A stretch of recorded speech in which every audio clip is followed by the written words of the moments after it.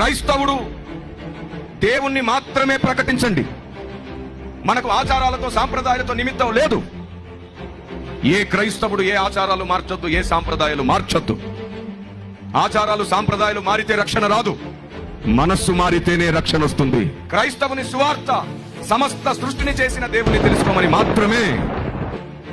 అది మాత్రమే సువార్త, అది మాత్రమే సువార్త. దేవుడు ఒక్కడే ఉన్నాడని ప్రపంచానికి అర్థమయ్యేటట్లు చెప్పడం సువార్త.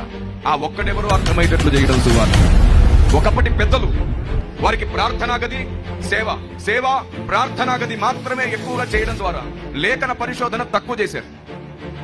ఈ కారణం చేత పౌలు లేఖనాలు కూడా వారికి అపార్థమై ఈనాటికి భారతదేశంలో మనం అపార్థమయ్యాం. అందుకే బైబిల్ ఏమంటుందో తెలుసా? మిమ్ములను బట్టి నా నామం అన్యజనులలో దూషింపబడుతుంది. దేవుని ప్రజా, నీవేం చేస్తున్నావో ఈ లోకానికి అర్థమయ్యేటట్లు చెప్పు. అపార్థమయ్యేటట్లు చెప్తున్నావు, ఇక చాలు.